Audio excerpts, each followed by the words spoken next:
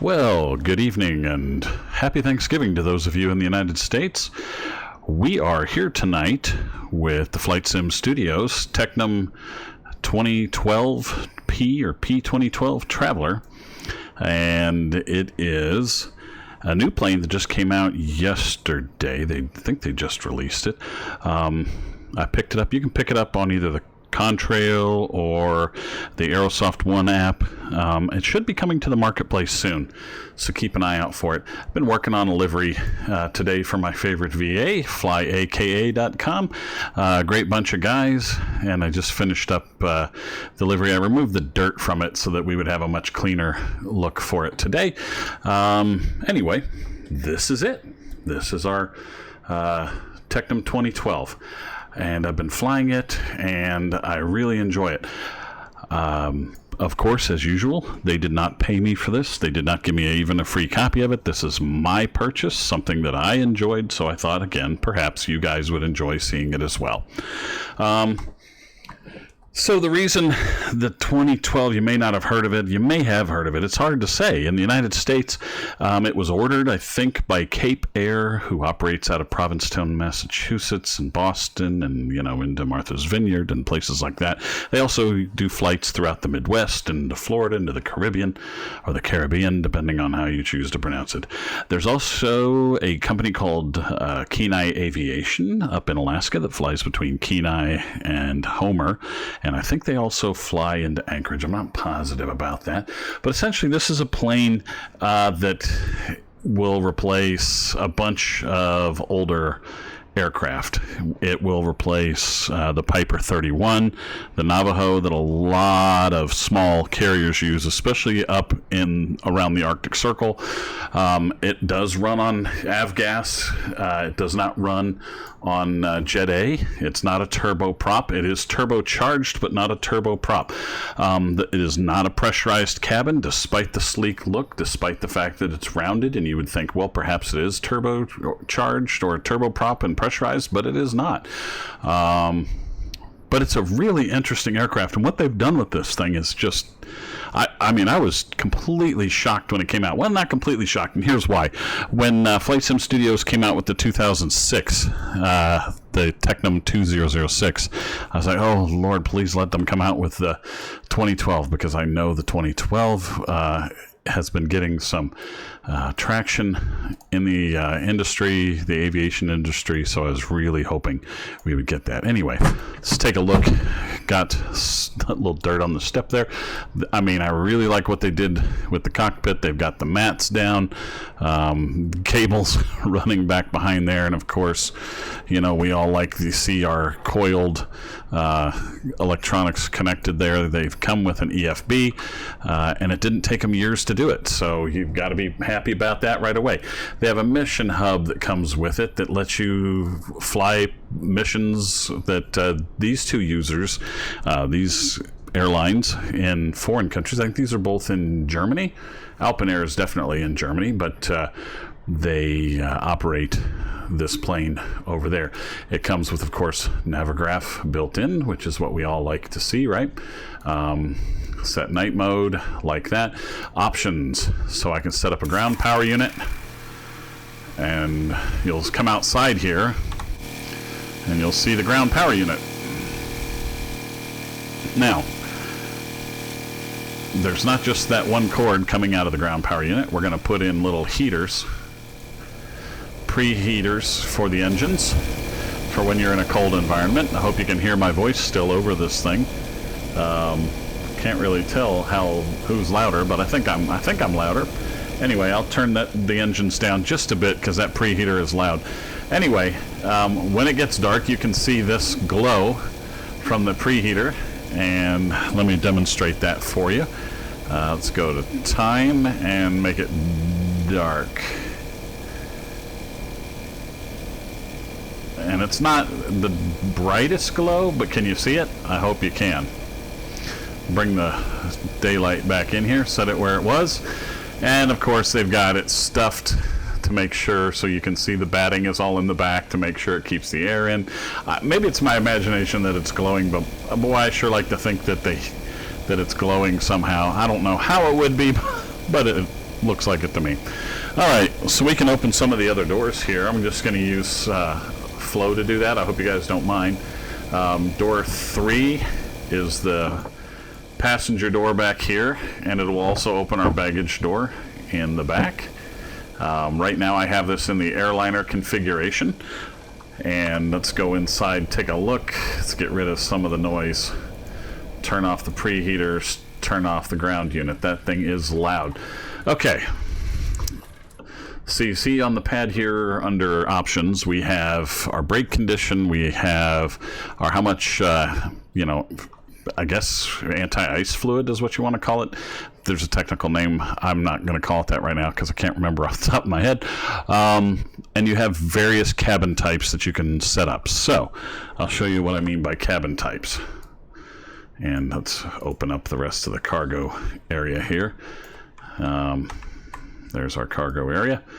So we have various cargo types, or cabin types. This is the airline passenger cabin, and I can switch it now to cargo and hit load, and it'll of course switch over to little protectors on the floor so that you can roll packages around a little easier, more uniform surface, not going to tear up the carpet, whatever. And then we have the combi. I hit load. We'll go back and take a look again, and now I've got seats and packages that can come in here. I'd be a little scared, I think, if I were a passenger and I was sitting next to a giant box, but you know, however it works. Then there's a medical one that has 2 medical beds. You got a passenger here, and a patient, I should say, and you got a patient here, and then you would load another person into this seat so that you've got your 2 patients here loaded up and ready to go. You've got med single, which is a single patient, kind of the same thing, just more seats available. So we got our patient sitting back here. Poor girl's probably sick from all the Thanksgiving turkey she's been eating. I don't know, but more passenger seating for folks. And then we can go right back to our airline. Okay, so we know we looked at charts, mission hub. Now let's look at the weights. So we can, let's see, I can add baggage to the back, but I don't think it actually adds bags at this point. They may be working on that. I don't know. Oh gosh, it didn't load the passenger variant either. That was my mistake. Sorry about that. Load. Oh, load. There we go. Now we're back in it. So it won't load the bags into the baggage compartment, so that's fine. The pilot, let's get rid of the co-pilot's weight. I don't want him. Looks like we have passenger 3 at 220 pounds. Well, that's a big guy, but we're going to take him down to 140. Maybe he'll lose weight today. We got another 165. We'll put another 133, and it's given us a notification that, hey, the plane's out of balance. You need to do something here, so we're going to do that. We're going to add some more passengers in here. And let's go ahead and balance out the plane a little. And can we add fuel without overloading?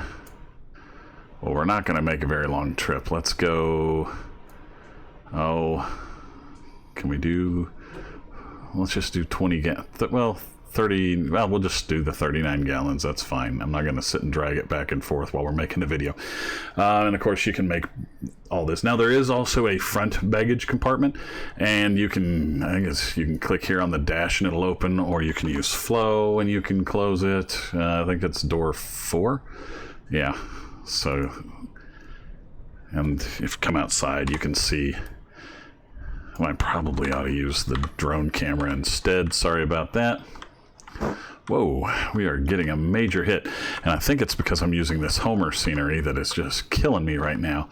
There's some sort of milk crate in there, something like that. I don't know what's in there, but let's go ahead and close these doors up. And like I said, I think that passenger one back there is number 3. Yeah, there it goes. Closing up. Okay.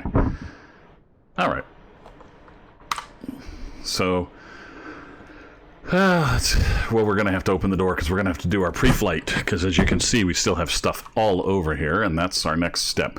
So we have passengers in every seat. And you say, well, what do you mean you have passengers in every seat? We actually do have passengers. Oh, I better close that baggage compartment up. We have passengers in every single seat now. And if you sit down in the chairs with them, it'll bring up their card. You can flip over the card to, I think it's, well, I can't get it to work right now, but it's a two-sided card. I promise it is. I'm just not having any luck. Maybe it's not. Maybe I'm wrong. But anyway, passengers are in here. We're going to go up here and we're going to do our pre-flight now. Okay? So go to pre-flight. We click on the first one here and we spin the prop. You can see they fixed the animation. They fixed the textures. Everything on this looks great. They've recorded all the sounds. You kick the tire here a little bit. You probably couldn't hear that, but well, maybe I don't know how to make it louder so you can hear it, but let's remove the chalk. I think that was what we needed to do for that. Right? No. Okay, well, we'll start with number 1. Remove the chocks, spin the prop. There we go. Kick the tire again. Give that a spin. Get rid of our tie downs. I don't think we're supposed to move that while we're up here, but we'll do it anyway. So we did number 1, and it says checked, removed, checked, unchecked. We didn't check fuel or oil quantity, so let's go out here and see how we do that. I'm not 100% certain how we do that, but we'll click on the engine compartment there, and maybe that'll do it for us. Well, that's checking the wing again. We don't need to do that. Okay, just go back inside, see if that did it for us. Yep, checked it. Okay, number 2. Aileron movement, and we remove the tie down. Well, I already moved the tie down, and I already checked the ailerons, so we should be good there. On number 2, checked and removed. Okay, number 3, remove the tie down, check the elevator, check the rudder. Okay, go back inside. Okay, that's done. Aileron movement and tie down for this one. So we want the tie down. Let's move the ailerons. Okay. Checked and removed. Checked, removed, unchecked was the fuel and quantity on this one. So we'll click here, and I think that took care of that. Yep, checked. Okay, and finally number 6. The right pitot cover, the left pitot cover, wheel chocks, tire inflation condition, and the tie down. Okay. So right pitot cover and left pitot cover, tie down, chocks, and we kick the tire. Here we go. Did we get it all? Okay, removed, checked, removed, removed, removed. Okay, we did. Wonderful. So our weights, we've got enough gas. Options, we don't really need any of these things. I think we're all good. So we'll come over here, close up our cabin, and you can see now our pitot covers and our remove before flights are in the cockpit now. This is a different kind of plane. And it's important for you to understand, if you buy this plane, that it has a completely different fuel management system. You'll notice there's no magnetos, and there are no what else are we missing here that you can see? There's no mixture, right? Because it's all done electronically. It's all high tech. So let's take a look at our checklist. Well, you mean on the EFB? No, we've got another checklist here we can use. And this is what I was talking about. You can flip them. They've got it set up so you can flip them. Okay, we already did our pre-flight check. The brakes are set. Circuit breakers are in. Ignition switches are off. We already checked all the lights, and we already cycled everything. So let's just go to the pre-start. So those are all, everything's back off. So pre-flight and seatbelts. Everybody's got their seatbelt on back there? Hey, you got your seatbelts on? Good. Okay. So the first thing it tells us to do on the before starting the engine is turn on the master and the left hand and right hand cross switches. So I guess those are electronics. So we're going to turn on the master and the left hand and right hand cross. Okay. And left hand and right hand backup battery and bus tie. Okay. So left hand, right hand, bus tie. The two you're not going to turn on are the fields, or that's generator, alternator, whatever you choose to call it.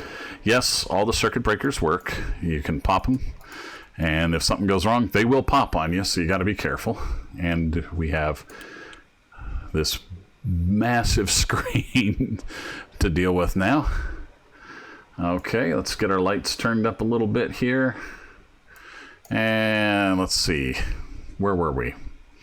Flight controls, free and correct. Yep, everything's good. Throttles, yep, everything's good. And we've already thrown our propellers in full, so they're good. All right. Throttle levers, propeller levers, brake, check, and set. Circuit breakers are all in. External lights, we're going to go ahead. System test. Okay. We'll go ahead and we'll turn on our navigation light. That should be good for now. Let everybody know we're getting ready to start. Circuit breakers, lights, avionics, and everything else should be off, right? Verify and set our trims. So we'll come to our engine screen. I'm going to want a little up trim here. This thing takes off like a rocket, so you're going to see how fast this thing goes. You rotate at 72 knots, and you just go. And I think the VY on it, the best climb is like 92. So you get a massive climb rate out of it right now. My understanding is they're probably going to change that, but who knows. Doors are closed and locked. Propeller area is clear. Hey, get out of there. That's his problem. Okay. So what I'm going to do is I've got to pop up the engine screen here. So I'm just going to use the right alt and pop this up. And you can't see it right now, but I'm going overhead and I'm turning on the overhead, I'm turning on the left fuel pump and the right fuel pump, but nothing's happening. Well, that's because we have to turn these on. These are our fuels, and we'll do that. Now, I can switch to the right tank in flight and back to the left, but I cannot switch off without pushing this button to go back off. So it's got a nice built-in safety. The right engine on the right tank, left engine on the left tank. Now we're going to pop this back up again.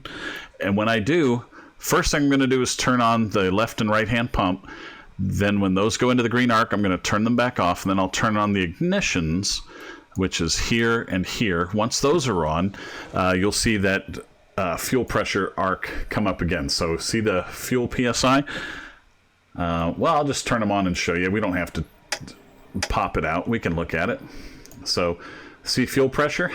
We've got good fuel pressure from the pump, so we'll turn those off. Turn the ignitions on. Close the covers. And you'll see they gave us fuel pressure as well. Okay? So we're going to go ahead and start the right-hand engine. Whoop. I can never get that to work otherwise. And there we go. Right engine's going. Left engine's going. Okay. I don't know how high I need to go for this flight because we're just literally going to the next island over. But let's take a look at our after start check. Okay, we've already done all that. Field switches need to go on. You got to be careful. That's why you got to have a checklist, right? So now we have alternators on. Turn on our taxi lights. Let's see. Throttle, field switch, 3 through 7, crossfeed, check. We've done that. Flight instruments are checked and set. And our flight plan today, we'll press flight plan here. Now we press in the center of this button. Scroll down. This is kind of misleading on this thing. I don't know why it's like that, but you got to come down here. And you can spin to the inner knob to the right, and then you click this little keyboardy thing. And I'm going to type in Papa Alpha Hotel Oscar for Homer, Alaska. And what runway do we want to go out on? Oh, gosh. Let's go out. I think the wind is variable at 3 knots, so either works. And I'm not going to look up the real one. So we're going to go out on runway 22. All right. And we're going to Seldovia. So we're going to click our little keyboard again. P-A-S-O. Seldovia. There we go. And the wind there is calm. So it doesn't really matter which way we do it. But if you're familiar with Seldovia, it goes in and you want the eastbound runway, because you're going to be coming in from that direction, hopefully. But you say there is no eastbound, right? We need 16 then, because that's going to go southbound. So southeast is sort of how the planes come into the little cove there. So that's how we're going to make our approach into Seldovia. And that's it for now. I don't think I need any more for our flight plan. Uh-oh, looks like there's some rain sitting over there according to our next red. Alrighty, let's check our engine, set our flaps to takeoff, turn on our pitot heats. Let's get the cabin heated up just a touch. There's the cockpit heat on, the cabin heat's on. You can hear the air start to blow there. You can see our flaps are set to take off, and I'm sorry we're getting a little bit of a lag, I think because we're at this silly Homer airport, and for some reason, and I'm not kidding, my system will run 60, 70 frames per second, but for some reason when I go to certain airports, I just can't seem to get very good frame rates from time to time. Anyway, parking brake is on, the engine instruments are in the green arcs. Let's go ahead and pump up our power, give us 1,000 RPMs, just to sort of get things warmed up, get some oil pressure and some oil warming. The oil is still sitting in the yellow, which makes me concerned. So this EECS is what we're going to look at. This is sort of the computer that takes care of everything for you. And you'll see this if you read the manual that they give you. Hopefully you do, but they have something called differences that you want to look at, and it tells you what the differences are between a normal aircraft that you might use and this one. And one of the big differences is this EECS. So you'll have your throttles all the way forward for most of the flight. You'll control everything with your prop levers. So what you'll do is you'll take off. And when we take off, we're going to have, we'll rotate at about 75 knots at the highest speed with this plane. And then what we'll do is we'll reduce our RPM when we get to cruise. Because that's real. I'm not even sure we're going to get high enough to do that. But we don't want to run up the engines while we're sitting here at the ramp. That's not polite. So we're going to go ahead and bring the throttles back down, and we're going to ask for pushback. And I'm not going to get GSX to do it at this point. So we're going to ask the local yokel to do it. GSX doesn't like it when you start the engines before you ask for your pushback. So let's turn off the taxi lights so we're not blinding this young man, and we'll get out of here, okay?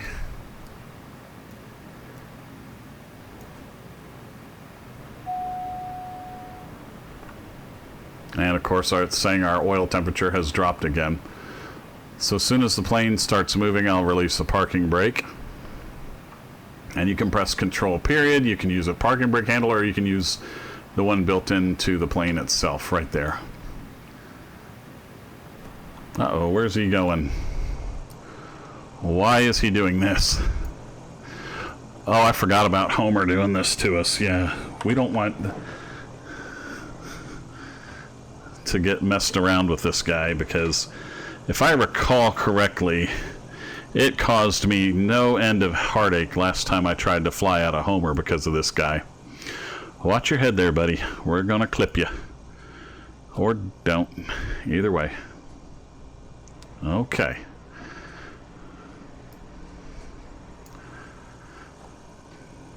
We'll head on out, and he'll just ride through the passenger compartment there with just completely unscathed. Good for him, right?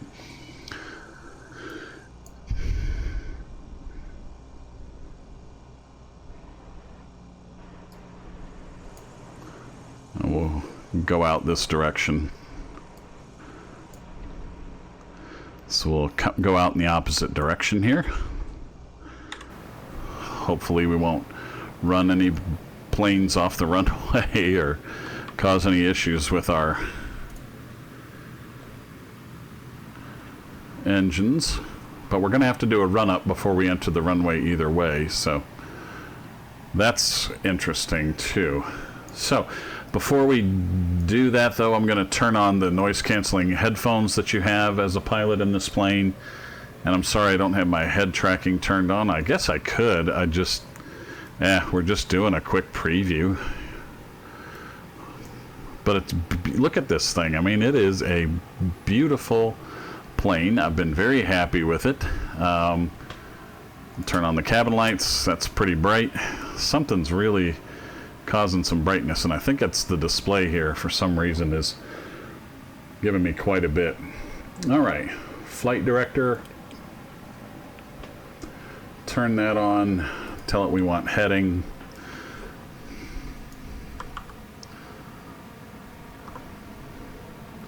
And we'll put our head in more of a takeoff mode, I guess.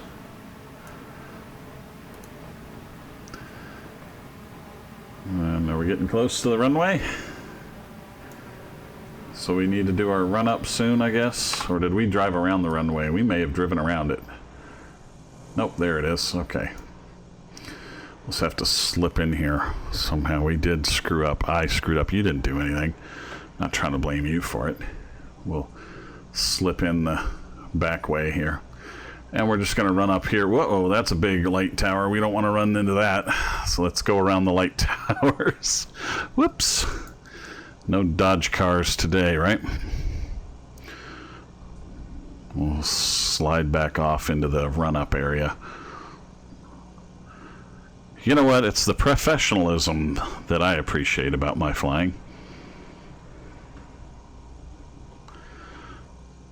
Okay, so we're off the runway again. Thank goodness. There's our taxi light. Okay. We are not in the run-up area, but we're going to say it is. Okay. We are going to pull off to the side. And what I want to do is I'm going to run my throttle forward until my RPMs are at 1750 or just a little over 1750. And then we're going to do a test of the EECS, which is the throttling system. The oil pressure and the oil temperatures are coming up. The fuel pressure is coming up. Okay, that's too much. Let's back off. And up. Bring them up just a hair. So there we go. All right, so now we're just going to come over here and touch one button. We can touch the right-hand one or the left-hand one. And when you touch one of them, it touches both, okay? And you'll see it starts this pre-flight check. And if you watch the engine settings, and you can hear it, it's actually running through the, not magnetos, but the ignition sequences. It's running through high and low with the throttles and the RPM, and it's adjusting the air and mixture and all kinds of stuff for you. So it's doing a really good pre-flight check. And it takes, I don't remember what it takes, about a minute or two, something like that. So we'll sit here on the, we're not in the run-up area. We should be behind the lines there, but we're not. So I apologize to those of you who come here looking for really good flight simming, because you're not getting it tonight. I'm sorry. We'll turn all our lights on, see what else we can do. I'm going to go up to 3,000 feet, and that should be more than enough to get us over to Seldovia.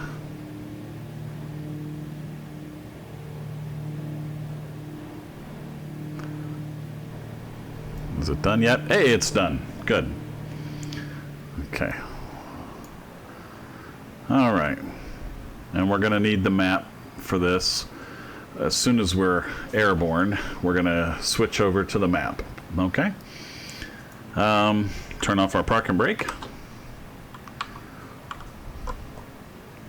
And roll forward. We have our flaps set to take off. You know what? I'm going to go ahead and turn on the head tracking because this is starting to drive me a little bit bonkers. So let's go ahead and do that. But it's an awfully pretty evening, and we have a very nice plane to fiddle with. There's our head tracking. So now we can turn our head and see what we're doing. And now I'm going to put the throttle slowly forward until we get to, and we're going to come from a stationary takeoff. So I'm going to set the parking brake, and we're going to go full power here now. But we got to want to do it a little smoothly and slowly. You don't want to just jam them right to the firewall.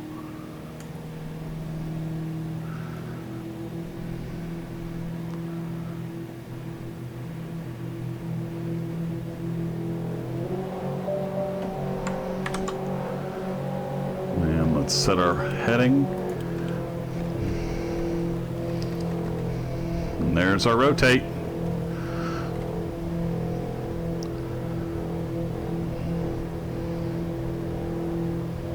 And we are out of there.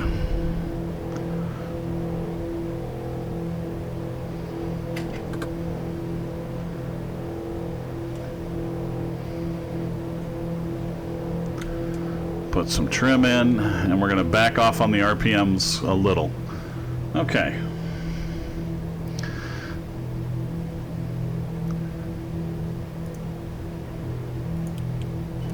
Look at our map here, get a better idea where we're at.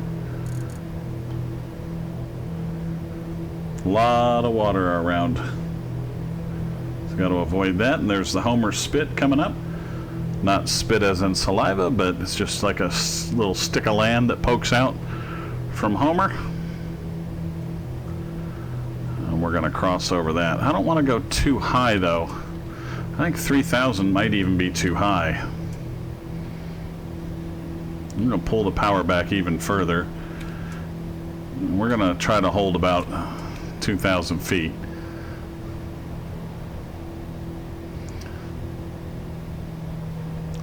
And all we're doing is messing with the RPMs. We are not messing with the throttle at all.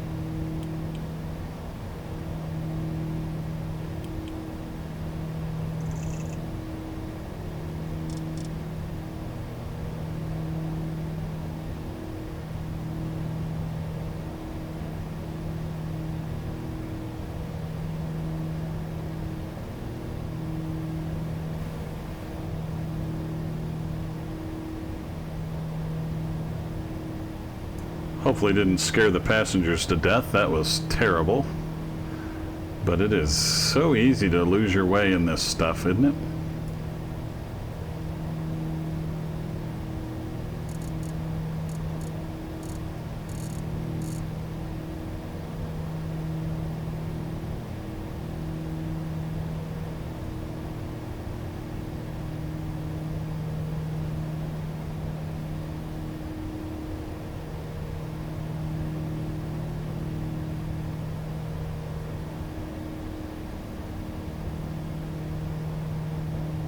In fact, this is supposed to be a VFR flight, so we're gonna fiddle with the weather and get rid of the live weather because it is definitely gonna kill us if we are not careful. This is not a flight that you can do IFR generally. It's a really pretty airport we're going to, but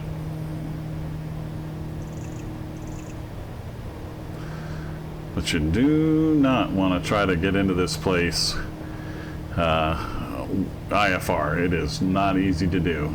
Well, they don't have any approaches, so there's no lights, if I recall correctly. So if you try to go in there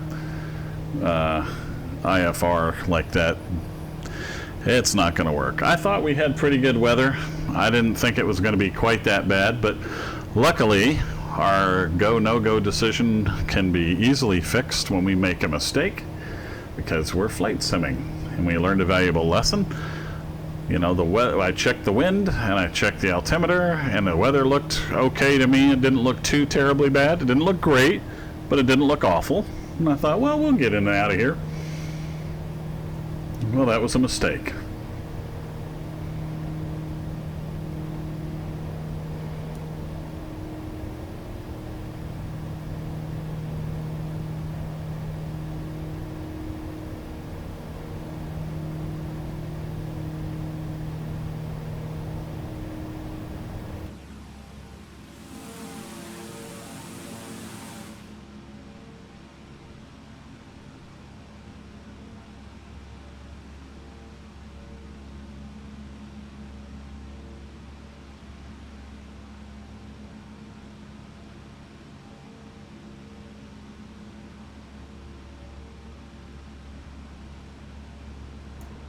It is a really pretty evening tonight, isn't it?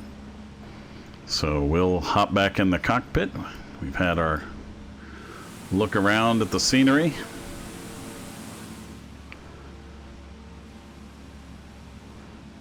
We're gonna get ready to make our left turn here into this little inlet. Ooh, I forgot to put on those noise-canceling headphones for myself. I don't know if they'll help you, but they're gonna help me, I hope. There we go. That knocked down my noise level quite a bit. Hopefully they did for you too. And we'll zoom in here, take a look. There's, like I said, there's like a little notch you have to fly into.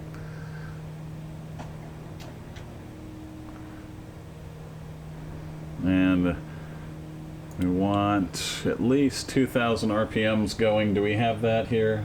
Nope. For our approach, we're going to want at least 2,000. And our descent, anyway. For our landing, we're going to go full forward with the RPMs. We're going to start bringing the throttle back now, because as we begin our approach into Seldovia, we're going to need to turn that off. Hopefully we don't make a terrible mistake here. But like I said, that's part of the flight simming fun, isn't it? Is going in here and having fun and learning and, I guess, playing? Are we playing? I like to think we are. Okay, so there's Seldovia down there, and we are going to come down through the village here. They're not real fond of tourists doing that, but we're bringing them money so they can just lump it. Now I'm going to turn off here my audio here so that you can hear the plane and we can hopefully land properly.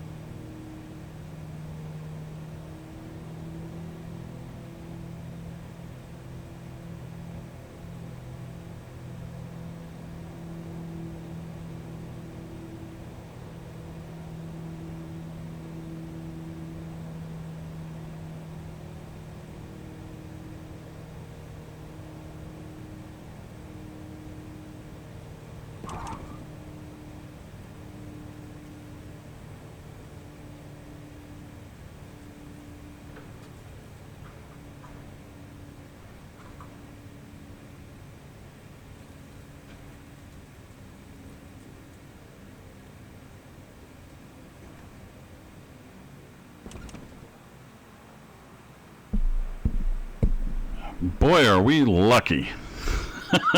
Because the water's only a few inches deep in Flight Sim. And we took the plane out for a bath. We'll just say that.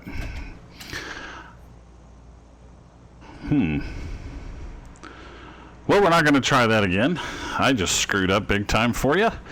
Hopefully you won't make the same mistakes I did, which was should have done a flyby, should have taken a look at the field, determined whether I could get in there low enough or not. I was not low enough or slow enough, so and this has no reverse on it, no reversers, so you are up a creek without a paddle if you don't make it. Luckily we have the magic of yaw. Y'all come back now, you hear? Something like that. Anyway, it was a rough touchdown. I was thinking, boy, I'm going to need as much of this runway as I can get, so I better put her down hard. And we did. Oh, well. Well, it's not, like I said, it's not designed to be a STOL plane. It is designed to have a little bit longer runway and a better pilot. This was we've only been flying this thing for a couple of hours, so we'll need to work on it some more and get some more practice with it, and hopefully get a good landing in the future, do a better job. Interesting question.